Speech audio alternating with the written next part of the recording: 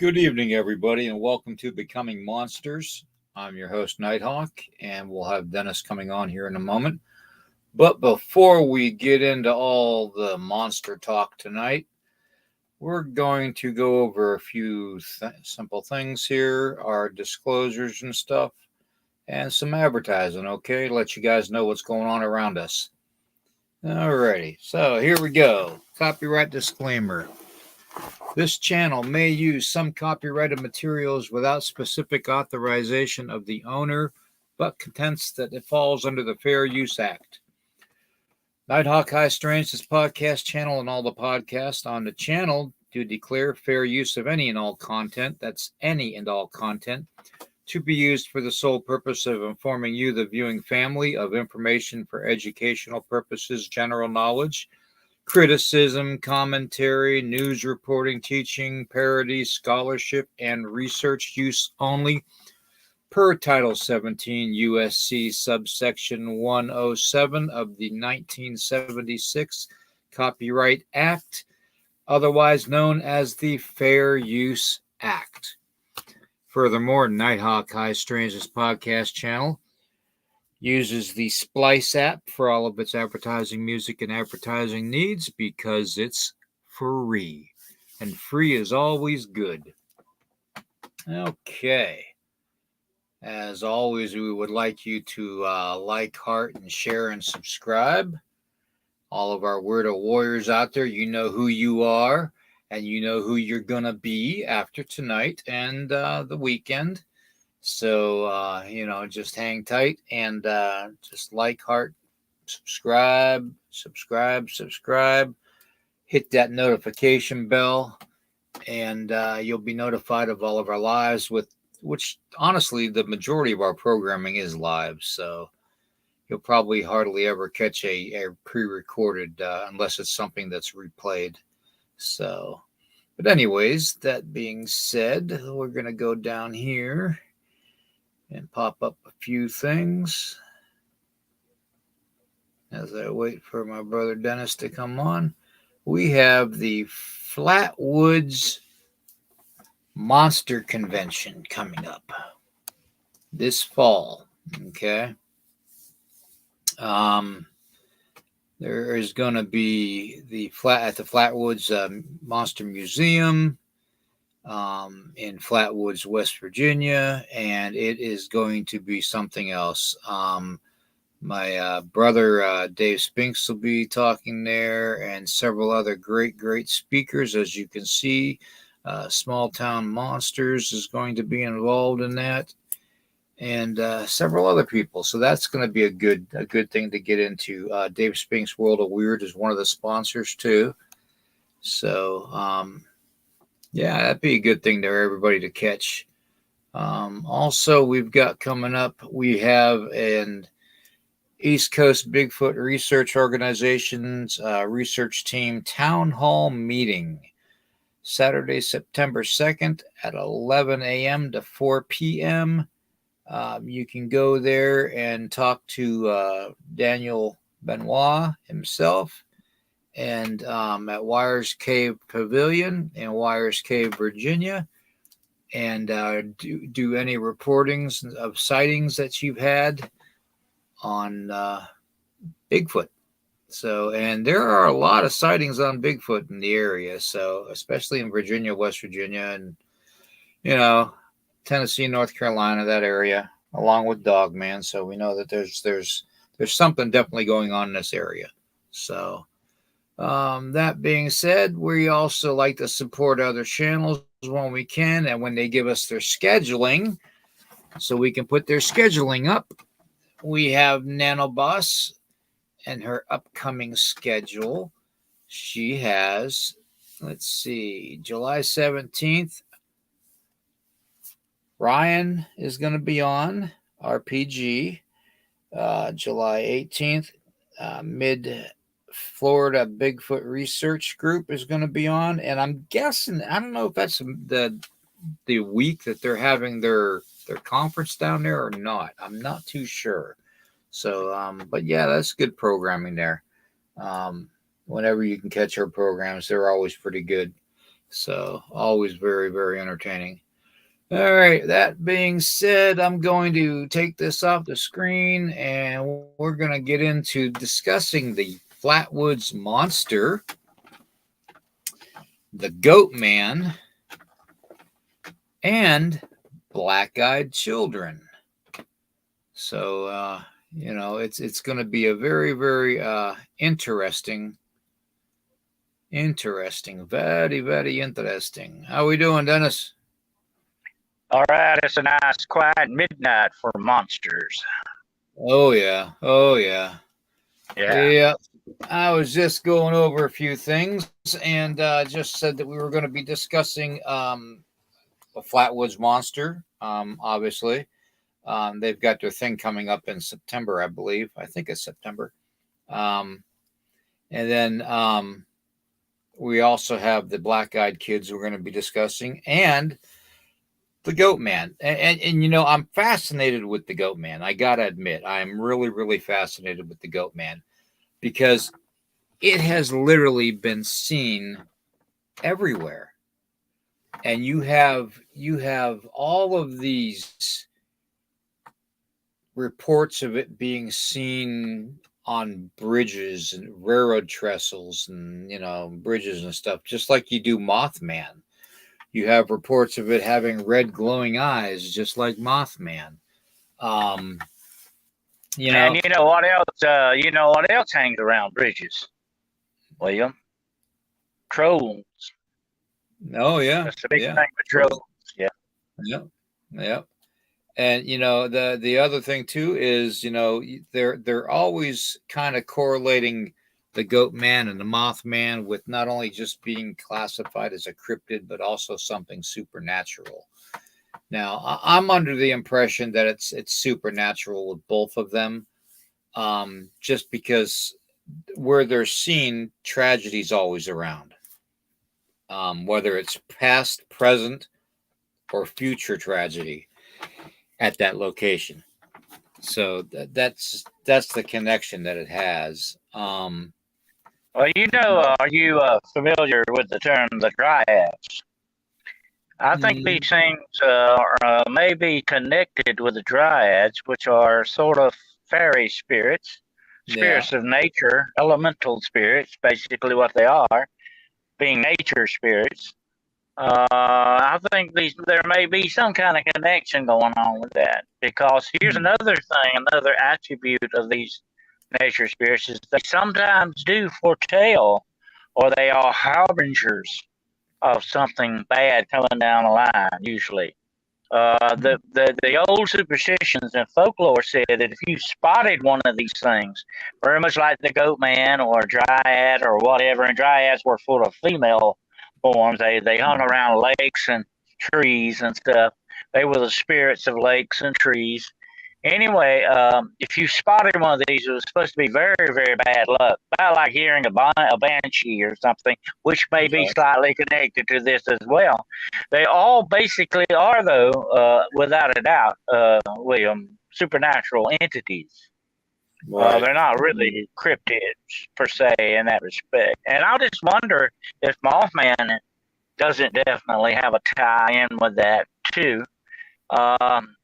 And I want to say one more thing about Mothman before we get into these other things, because we're not talking about Mothman tonight. But I'll say one thing about Mothman. The actual, and I've been doing a lot of research on this, and John Keel would back me if he was here. He would back me up on this. That's just a tag some newspaper man gave this thing. Okay, we can't say that it is actually really truly connected to a moth, although it may have slight attributes that kind of remind you of that. This thing sounds to me, Mothman, and for lack of a better name, I like to call it Mothman, is actually very much like some type of natural or nature elemental to me. In the way that it does. What do you think? Yeah. Yeah, I would say it's some type of a supernatural being where it's not just physical form per se. We as Native people have a saying we can walk in both worlds. Those of us that are blessed, Mostly the medicine men and the shaman are the ones that are allowed to walk in both worlds and have that capability. So it has to have something special, some special attributes in the being in order to do that. Oh yeah. Just and what those special attributes could be, it could be a number of different things, to tell you the truth. It could be that the person is centered and focused in the environment and derives their power from the environment, from Mother Earth. They could be attached to certain elements: earth, fire, wind, and water, electricity through lightning and thunder, as far as the thunder beings go. I mean, it could be several different things. But yeah, there's definitely a connection, and there has to have some kind of special attribute to walk in both worlds. So that being said, the Goatman has been reported to be the same kind of way, Yeah. with Well, Mothman, and that's being why I brought reported. that up. That's why I brought that up, William.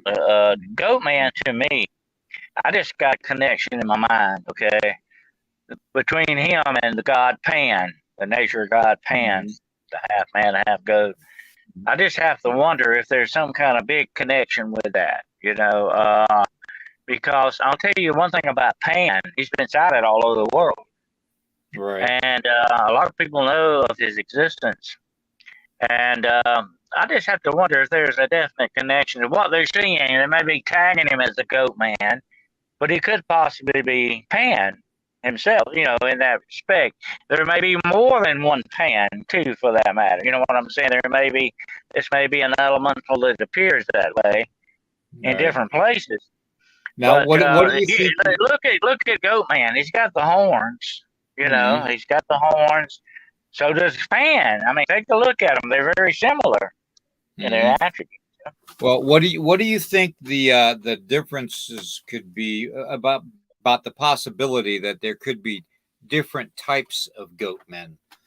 Because one of the original sightings back in July of 1968 in Lake Worth, when the Lake Worth monster was reported sighted, the young couple that sighted it and reported it to the police, who went back the following morning to the site, they described to law enforcement a creature that stood 7 foot tall, was covered in hair, looking like a goat, and had fish scales, but was also half human. So I've never heard of a goat man or pan having fish scales. So do you think that this could be some kind of different combination of genetic makeup? Well, there's another thing we have to consider when I mentioned dryads earlier, and some of these other elementals. They are premier shapeshifters. They might appear in different forms, definitely. I've read many accounts, different accounts of Goat Man. Sometimes they'll have little small horns. Sometimes it's got these round horns, a big round horn. What's that? Well, what's going on with that? And then there are other attributes of Goat Man. He can be mostly goat from the chest down, or he can be goat from the waist down, and he'll have human-like arms, but the rest of them is goat looking. So it comes in different, if you want to call them varieties. That's what, you're basically dealing with. But I think this thing is some type, to me, it has the definite attributes of a shapeshifter. And we do know anything that can shapeshift can appear and can manipulate its image greatly, and whatever it may want to look at that time. If it wants to intimidate you, the bigger horns it would have, Yeah, like that right there. They would have the bigger horns, that would be intimidating than like, the little small horns of a young billy goat or something. Right. Yeah. And the Very, very strength, interesting. Very interesting. the strength, Dennis, that this thing was reported to have at Lake Worth, tossing a tire and rim over approximately over 160 feet. That's quite a feat to do. Anybody that's ever picked up a tire with a rim on it, a steel rim, and back in 1968, they didn't use that cheap steel. They used real steel. So it was a good heavy rim. Well, a ram, William, is really a mountain goat. And they have all their strength is in their legs. They have to have that strength there because not only to support their weight, but to be able to climb rocky crevices and crags. So like the chimpanzee who has all his strength in his legs and arms because he swings to the trees. The same thing would go with a mountain goat. They would, I would think, be able to leap incredible distances just as well as a regular deer would be. We've seen deer do that. I've seen deer fly smack across a double lane highway and never touch either side of it. Right. Yeah, exactly. Exactly. Yeah, I just think that's incredible because anything that can throw a tire with a rim on it over half a football field length is pretty strong, if you ask me, supernatural or not. But yeah, it's amazing. But now that fishy tail goat, man, that's interesting because, like I said, the dryad and it does cover several different type of entities. A dryad is said to be land and water, and it can appear as either one, and that's very interesting to me. That sounds very much like a fauna or a dryad, as they used to call them. And that's very much connected, by the way, to God Pan, to the god Pan. I call him, he's really a demigod. He was actually, his mother, I think, was human, and his father was a god. So he came out sort of like Hercules, a demigod in Greek mythology.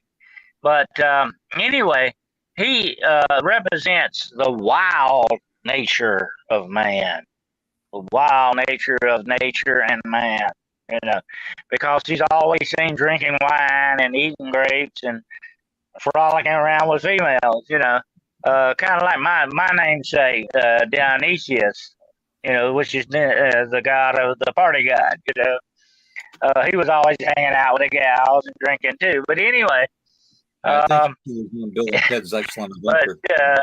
They had to, I believe they were probably very close cousins or something, definitely. But anyway, the dryads that are said to appear in different forms, and that's why I say they are premier like shapeshifters.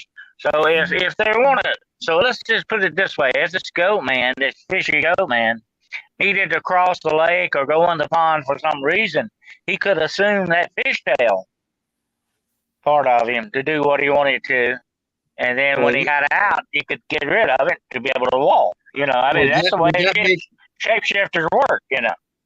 Would that make the dryads part of the whole fallen conspiracy thing going on with the Watchers? The fallen angels? Yeah, because it's been said that the mermaids were transformed into mermaids because they were the original women, the earth, the women of man that laid down with the angels, the fallen angels. So, and that they were cursed. They were cursed. Mermaids. Let me address that, William. That's a good idea you brought up that, because that's a very interesting part of all this stuff. Is that it said that when the fallen angels, were thrown to the earth, they became in a kind of quasi spiritual way part of the earth. They connected with the energy of the earth in that respect. That earth, wind, fire, and all that whole thing. They kind of took a lot of the attributes on with them because they became. Here's what it was: they were no longer heavenly creatures; they were earthly creatures now. Of course, they're not man; they're not human, but they are sort of. They have a distinct connection to the earth now because they are part of it. They're no longer heavenly beings. And as for the women, now I'll tell you this about the women that supposedly had, relations with these fallen angels. These women were kind of cursed for what they did.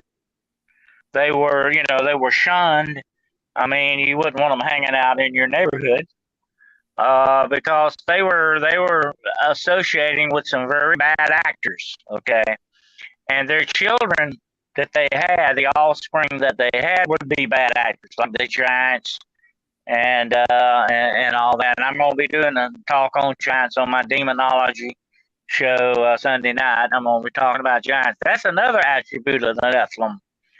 These are just weird things that happen out of those unions, William. And it's very good you brought that up because take a look at Goatman. He could be some kind of an offspring of a union like that. Think about it.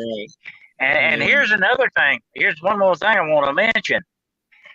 There are certain demons. Now listen to this. You know about the succubi and the incubi.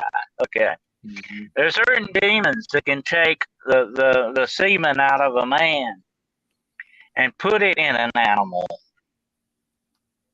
And that animal have offspring, which is half man and half animal. They say, of course, that is actually originally where the Antichrist will spring from.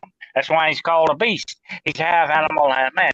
You might remember that very famous movie, The Omen, when they went to find Damien's mother, and they dug her grave up, and it was the grave of a dog or a wolf. Dog, yeah. His mother was an animal, and his father was the devil. That's the way they went. So that's a good point you brought up because these fallen angels and all that, they were going completely against nature in that respect, especially by having relations with human women. And anything that came out of that union was going to be weird, corrupted, very strangely spiritually, and all that stuff. It wasn't going to be good, you know. Interesting.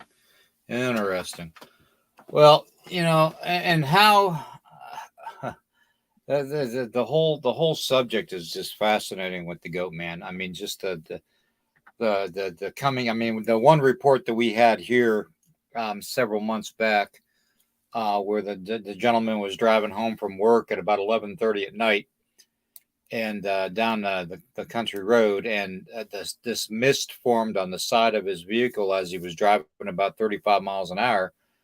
And out of that mist appeared this Goatman running alongside of his vehicle, trying to open up the passenger side door. Thank goodness the door was locked. Otherwise, this being or entity would have gotten in. But you would think if it was supernatural, it would have just put itself in the vehicle to begin with. So I don't know if it's because I don't know if it's because it has to be invited in. That's what I was about to say. If it was invited in the vehicle, it would have come. And sometimes these things do these things, William, to intimidate you and scare the crap out of you. To get to form that negative rapport that they want. But here's one more thing about the Goatman. I'll throw this at you, okay? And it is a well-known thing in the precepts of dark witchcraft and magic that you can call forth the devil, and what will he appear as? A half man, half goat. A half man, half goat. Yeah. And that might be another distinct connection with Goatman and what people are seeing. It may be something that has been brought up or through some other spiritual doorway that is connected definitely to dark witchcraft and magic. I don't know if you've ever, and I know this is just a movie, but I don't know if you've ever seen the movie The Devil Rides Out. If you haven't, you need to watch it. Very interesting movie. But there's one scene in there. There's one scene in there where they have a Black Sabbath and they call forth the devil. And there he is. He's sitting there looking every bit 100% like a goat man. And this is not just a movie, though. This is connected to folklore and the precepts of dark witchcraft. That this is what formed the devil sometimes, and his demons, not just the devil, and his demons as well, can appear as that Baphomet-looking thing, you know? Yeah.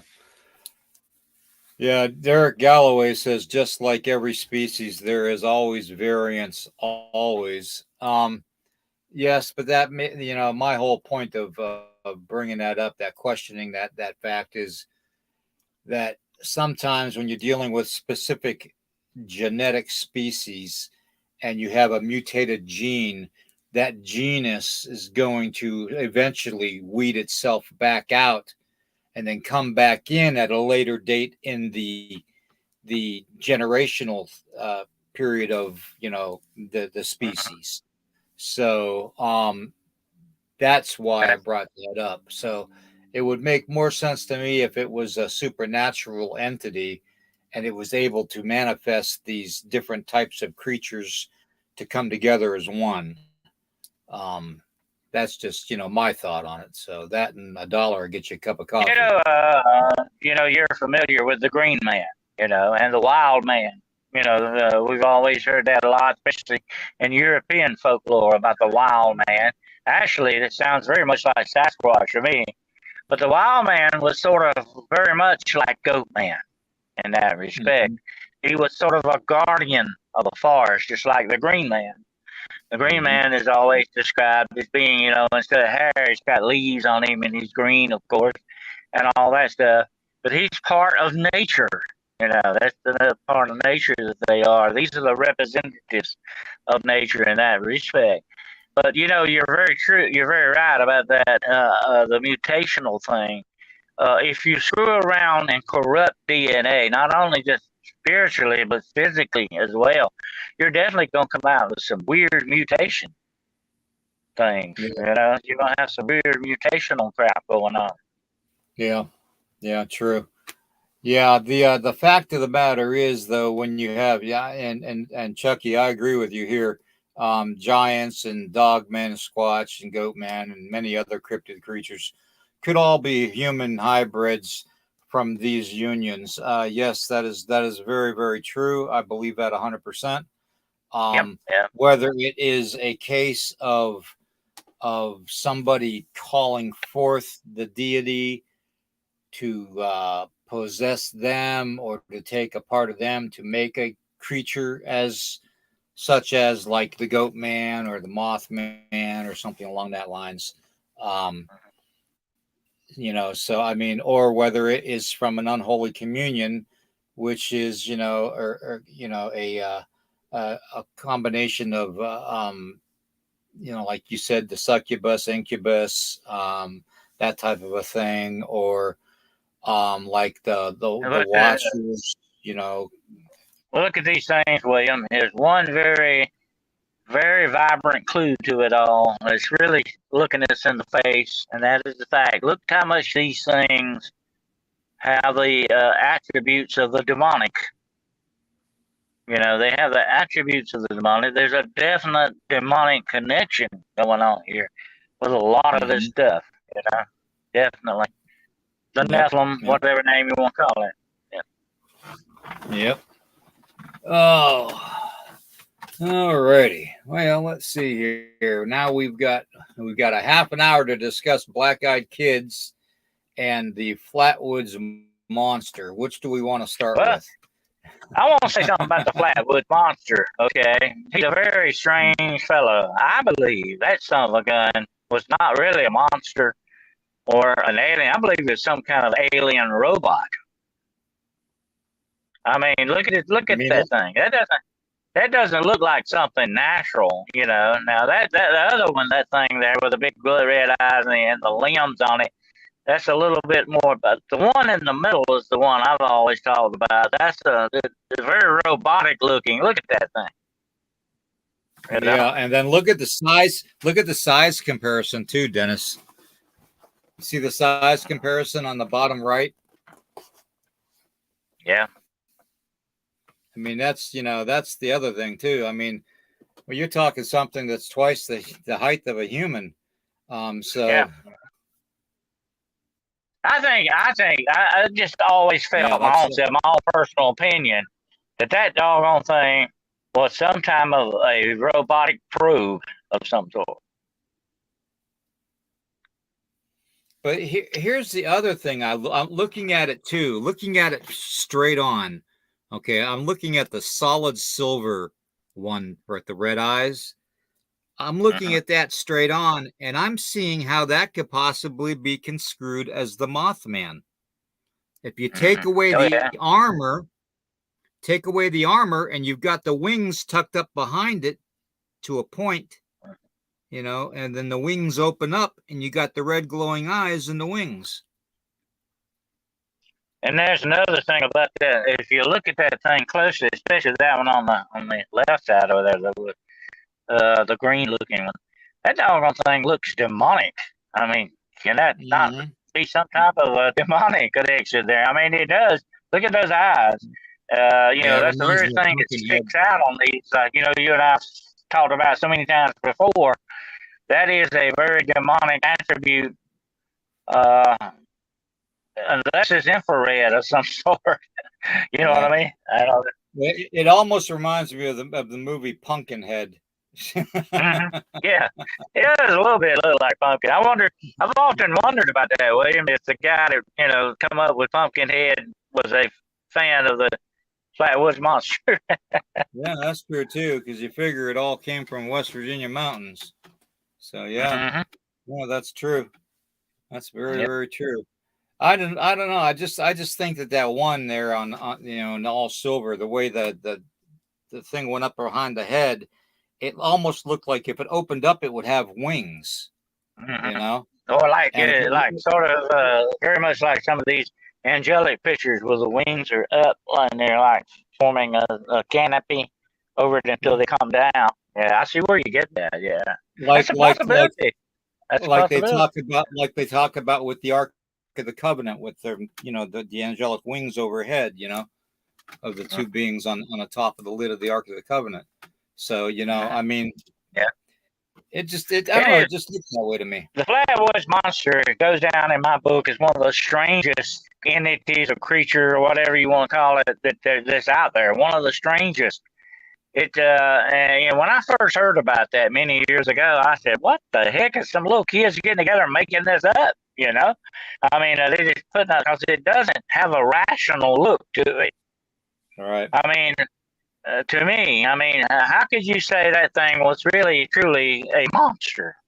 Because it's not. It doesn't have that natural part to it. It doesn't have flesh and blood like you and I would think. And then you correlate it too with a lot of the UFO abduction stories, like the one down in Mississippi with the two gentlemen that were fishing off the end of the pier.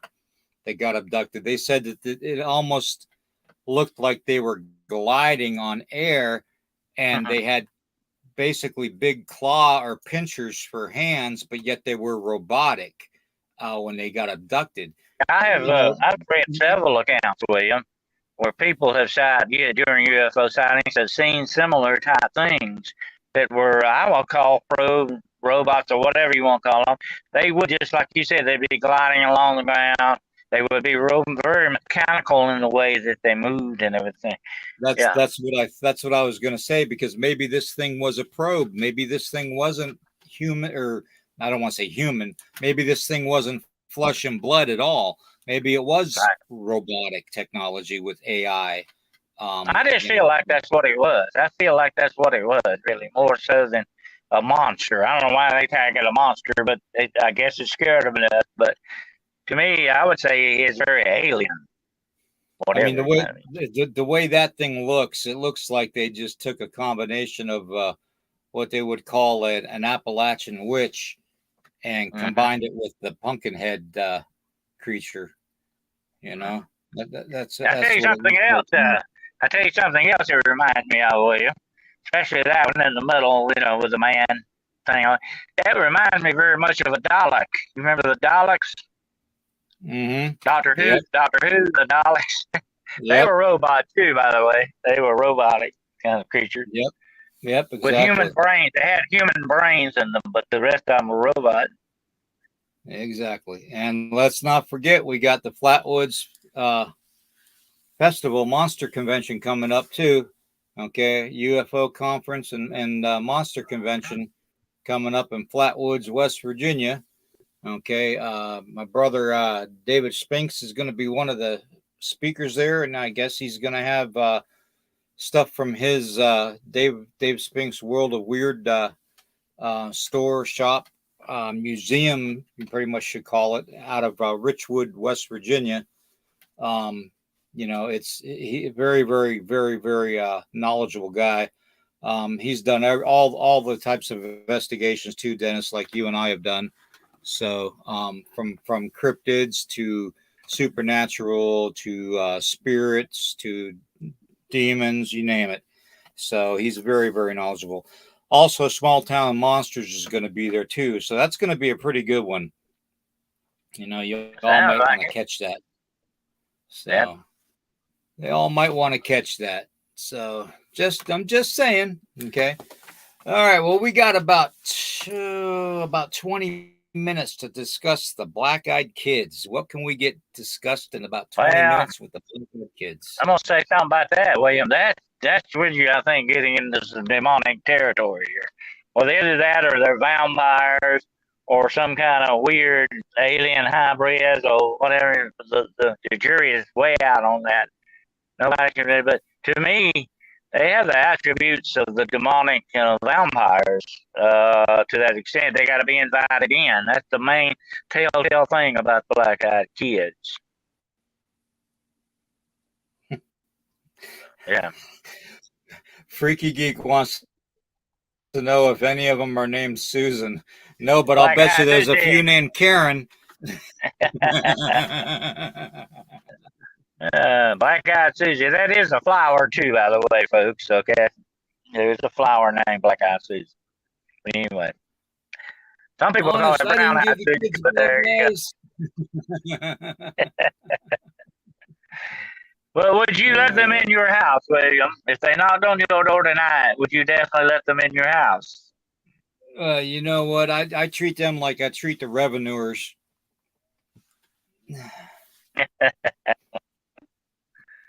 I would be very hesitant to let them in. I think I don't know. I don't need any more trouble. Yeah. I believe that would be some bad spiritual trouble if you let them in. But Actually, after the trouble I've had this past month, they'd be a blessing. Yeah. Yeah. Come on in, have some coffee. William would give them some of that coffee. I know you would. You'd give them some coffee. Yeah. Give them some of that cinnamon coffee. That might really knock them yeah. out. Oh, that'll really put them off the walls. They wouldn't know what hit them. But anyway, the attribute of them being invited in is very much like the demonic. We've talked about this before, but the demonic has to be invited in. Usually, you have to open the door, let them in, whichever way that door may be. It can be a physical door, it can be a spiritual door. That way, mental doors, whatever door you're talking about, but you have to let them in. And that's what interests me about these. They want to be let in. They say, and I've heard them say that many times. You have to let us in. We can't come in till you let us in. We can't do that.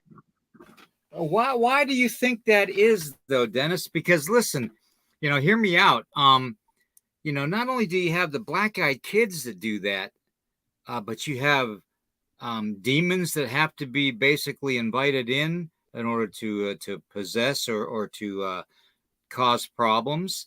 They have to have an opening, an invite. You have vampires. You have all kinds of other. Yeah, you got changelings. Yeah. You got changelings. You got fae. You got. Well, I'm gonna tell you this, William. Let me say this, okay? Well, I got it in my mind. I had to interrupt you when I was on. Forget it. Here's the interesting thing about all this. Here's the key, okay? When I've done thousands of location exorcisms, blessings, cleansings, whatever name you want to give them. I always say, invite me in, and I'll tell you why. And that's why these things are doing the same thing. Invite me in because when you invite me in, you give me authority. You give me authority in that place. And even the supernatural entities recognize that. Okay, so if you let these black-eyed kids in, or the vampire in, or the demons in, whatever, and I'll caution people about opening. I'm serious. I'm not joking.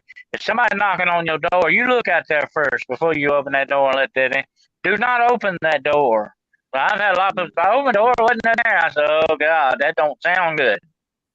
Don't do that." Because once you give them that authority, then they have a certain amount of power over you and that place. So once you let them in, once you let them in, you're giving them that authority and that power to do what they want to do, whatever that may be. Exactly. Yeah. I mean, you hear so many reports of all these other entities that have to get permission, whether it's verbal permission that they have to ask and you grant it to them, or whether it's, say, you're down on your luck and you're thinking thoughts of suicide or whatnot, which nobody should be thinking. No matter how bad life gets, it's not worth it. So here's another thing, William. You own your house, okay? You own your house. The United States government recognizes that. Of course, they can take it from you whenever they want to. That's another story. But anyway, the United States government recognizes you as the owner. Okay, God Almighty recognizes you as the owner. Okay, I know this sounds wild, but this is just the way these things work. And the demonic recognize you as the owner. And there's a lot of times that I had the cleansing. I will tell the man and the woman that own the house, I'll get them together because they're one unit, okay? Even demons recognize marriage, by the way, okay? Because it is not only a physical union, it's what else, William? A spiritual union, okay? Yeah.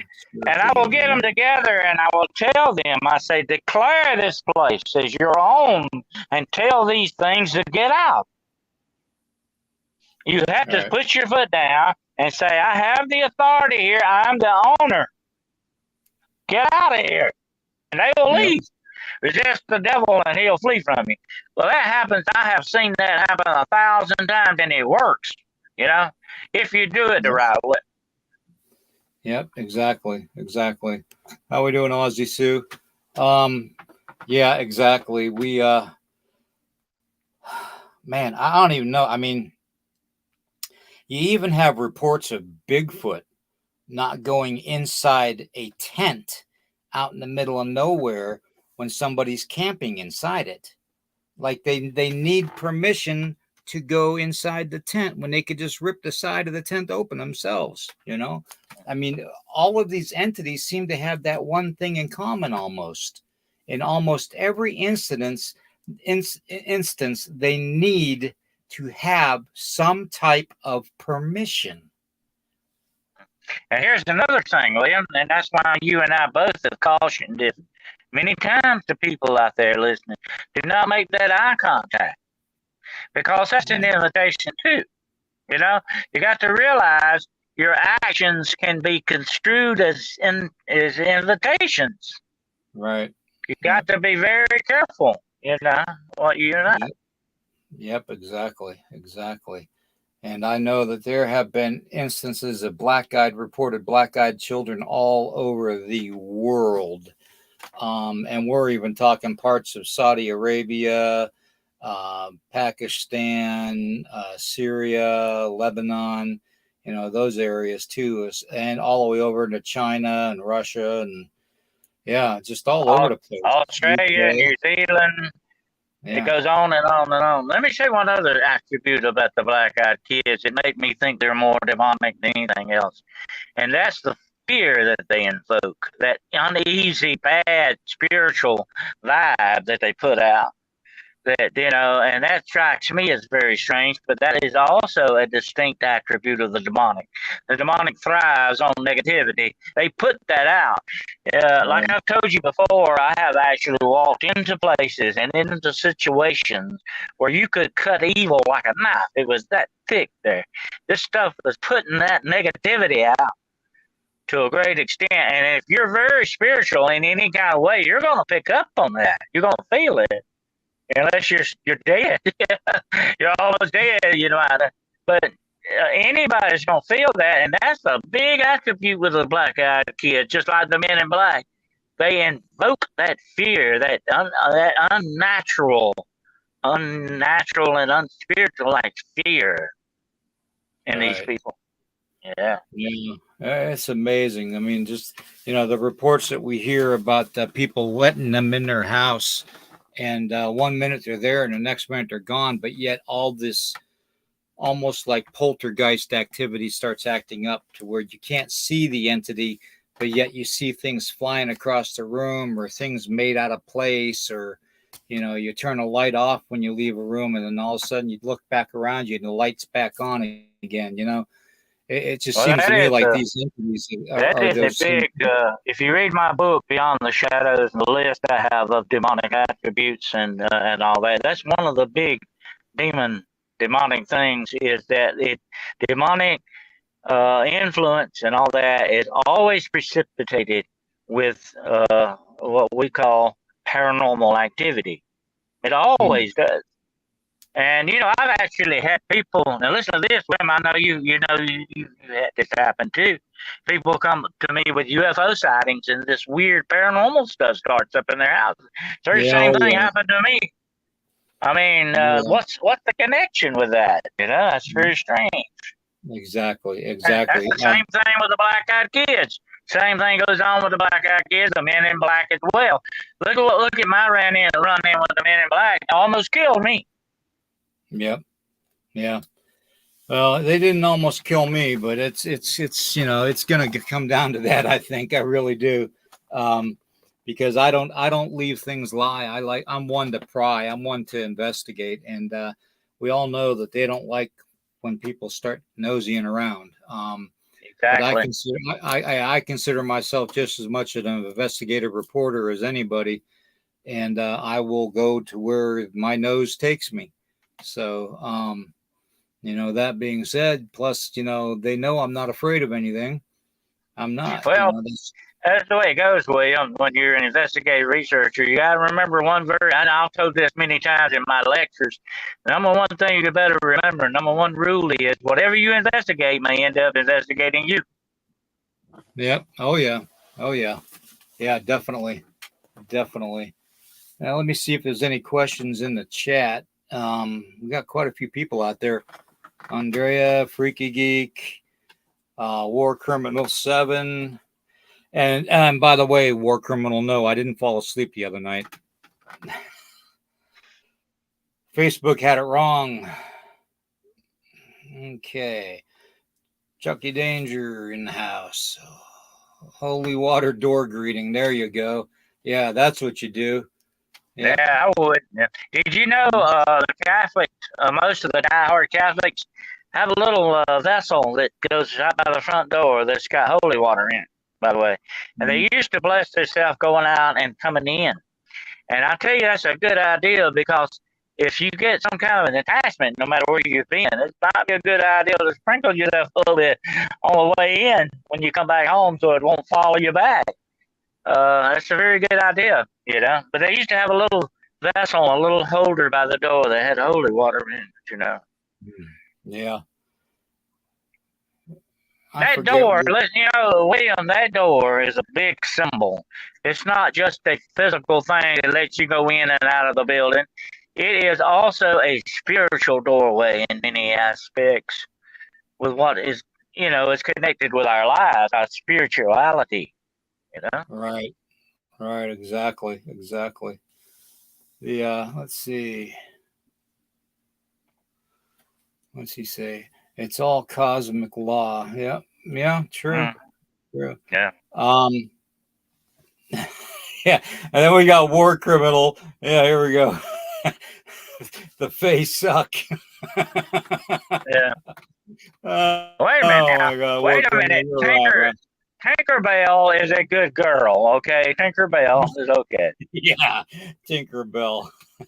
Yeah. Don't ever believe Disney. You remember what Tinkerbell? You remember Tinkerbell? William was helping Peter Pan find his shadow. She's a good girl. Yeah, I got to go back to that one. I wonder if black-eyed kids are related to vampires needing to be invited in. That's from Freaky Geek. It is a spiritual attribute, definitely, whether it's a good spirit or a bad spirit. And that's why I said the other night about the angels. It's a good idea to ask for their help. You don't pray to them now. I'm not saying that, but it's nothing wrong with saying, "Please help me," because you're inviting that help. You're asking for that help. Nothing wrong with that. Good idea. Yeah, War Criminals.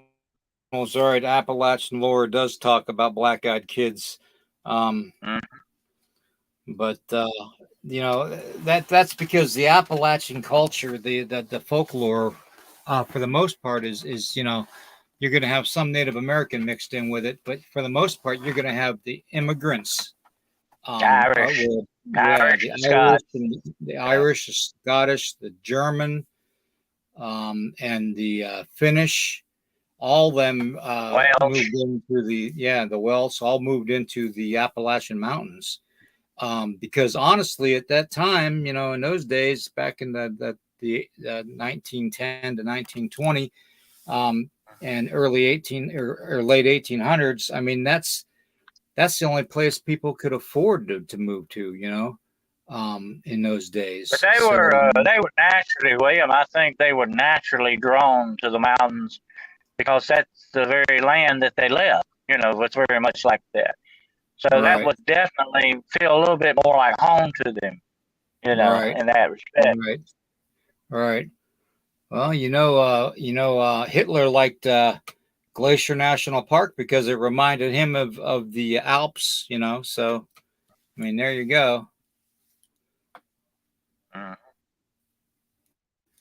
Well, Andrea, let me say this, Andrea. A lot of people believe there may be alien hybrids, but I just on my own self don't feel like there's that alien presence to that, unless you're talking about fallen angels, which I consider to be aliens in that respect. But if I were going to see an alien hybrid, I think it would look a little weirder than just a kid with black eyes. I think there'd be more to it. It either have scales or something going on here. Yeah. I'll give them black eyes. Yeah. Anyways, let's see here. Oh, we got. Oh, hey, Scott. Good to see you, brother. That's Scott. There was a case of. Here's another thing about people, William, to talk about the star seeds and all that. They've made almost a semi-religion of their belief in a lot of this stuff, and they really need to stop and question about the spirituality of this. Where is it really, truly originating from? That bothers me a good deal because people are taking these things to be good actors when they may not be very good at all. They may have other nefarious purposes to them. You need to be very careful about this star seed children and all that stuff. There's something that's like I said, like that old saying, there's something smells in Denmark, something rotten in Denmark about the whole deal. Yeah. Yeah, something smells in Denmark too, but we won't go there. But sorry, I don't mean to insult any Denmark people out there, but it really does smell like fish.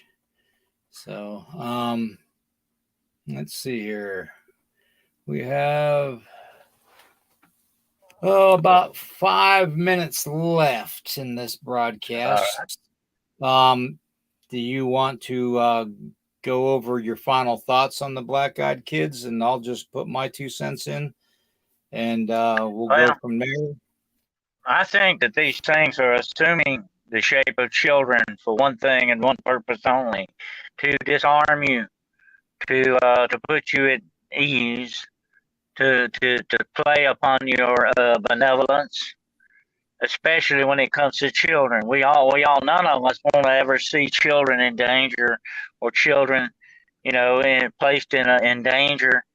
We definitely don't want that, and I think they realize that, and I think they use that for their own nefarious purposes. So be very careful in dealing with entities like this, because all in this universe is not what it may appear to be. All right. Yeah, I agree. I agree. And I do believe that there is some kind of a connection supernaturally to the black-eyed kids, just like I do with the Goatman and Mothman and all the and everything else like that. You have the reports of the big dark eyes. And then you have the report of what that woman saw on the airplane too this past week, where she said it wasn't human. He's not human. He's not human. I don't care what you say. He's not human. Not real. Not Yeah. real. Yeah. So, I mean, it's not just us that is seeing these things. It's everybody. But I think some people are just afraid to speak up about it. So, the one way we're going to learn and to continue to learn is when we talk to each other and report these incidences, to people. That's why Dennis and I are here. We've been, between the two of us, we've got probably close to 100 years worth of paranormal and supernatural experience. Yep. I've got 40 plus years, and he's got 50 plus years. So 55 so far. Yeah. So I mean, there's a lot of years of experience there, folks. If you want to, utilize that, I have people emailing me every day at lakotaman333@gmail.com, telling me, their stories and stuff. And in fact, I'm going to play something too, Dennis, real quickly, because we got limited time. And I want to get the word out that we are starting a newscast. Okay. So I'm just going to play this real quick.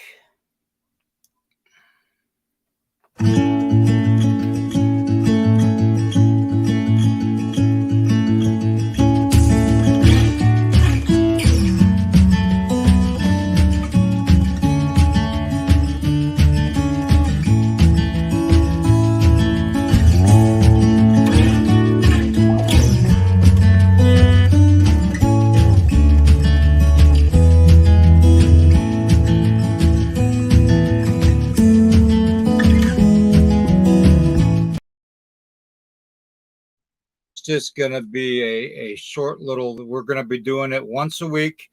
It's going to be Mondays at 11 p.m. Eastern time. So we're going to be doing all the recent reports of like UFO sightings, Dogman, Bigfoot sightings, and anything paranormal related that we need to. Plus, we're going to put out announcements on events and all that within, our area within the United States. So it's going to be pretty informative. So, but I got a little bit of news for you. I'm going to be on the Tina Moss's show tomorrow night. I think about 8:30 Eastern time. And I may be talking with her about what I call Cryptid X. So you might want to tune in. All right, good. And Dennis, where else can they catch you? I know you're starting your podcast up on our channel, but you're on Grizzly Chris's channel too on Sunday nights too, right? Yeah, Sunday night at 9:00 p.m. Demonology Today, and this week I'll be talking about the Nephilim giants.